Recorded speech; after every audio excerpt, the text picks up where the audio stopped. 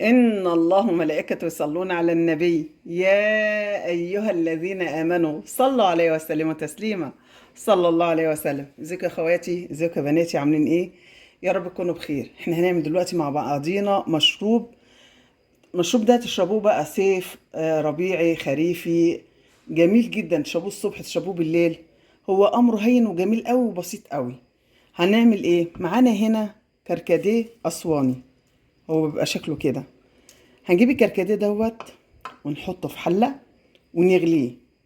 حطيناه في حلة وغليناه بقى بالشكل ده، وكمان سقعناه، خليناه في قلب الحلة في التلاجة علشان يسقع، وبقى ده شكله وساقع وجميل.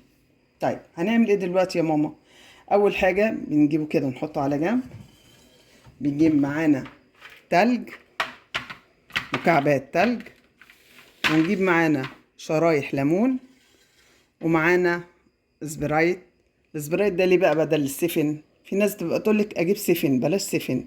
السبرايت بيبقى مليان ليمون اكتر من السفن، عشان كده بنبقى جايبينه. اول حاجه اول ما بتجيبيه تحطيه في التلاجة برضو يسقع معاكي لحد ما يشبر كده. شايفين مشبر ازاي وساقع؟ طب يلا بقى نشتغل كده ونشوف هنعمل ايه. يلا بينا. هنجيب معانا الكوبايات بتاعتنا على حسب الكوباية عندك تجيبيها. احنا عندنا هنا 4 كوبايات، ممكن نملى 4 وممكن اكتر على حسب الكمية اللي عندنا. الاول هنحط فيها تلج، وبعد كده نحط الكركديه، وبعد كده نشوف هنشتغل ازاي. اول حاجة حطينا التلج، دلوقتي هنحط الكركديه بتاعنا. على فكرة الكركديه محلى على حسب رغبتك. انا محطة في الحلة دي كلها 5 معالق سكر بس، انت ممكن تحطي اكتر او اقل.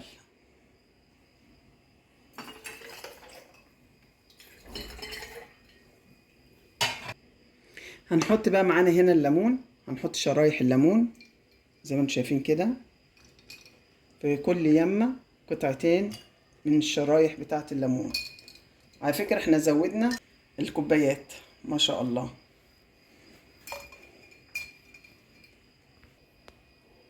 دلوقتي هنحط الصودا بتاعتنا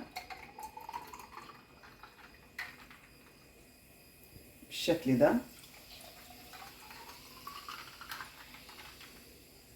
كده يا حبايبي. زي ما انتم شايفين كده صبيناهم. هنحط بقى ايش الليمون بتاعنا بالشكل ده.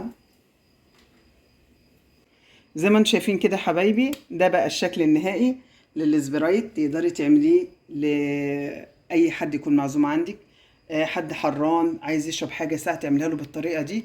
كركديه يبقى ساقع عندك دايما في التلاجة، مكعبات التلج طبعا طبيعي انها في الفريزر موجوده. شرايح الليمون تقطعيها بسرعه وتروح حاطاه والسبرايت عليه. ده كان الفيديو بتاعي، تشربيه الصبح تشربيه بالليل. جميل جدا وممتع، وكوبايه واحده مش هتكفي. ان عجبكم متنسوناش باللايك وسبسكرايب والتعليقات الجميله لبيت المنى. اشوف وشكم بخير. السلام عليكم ورحمه الله وبركاته.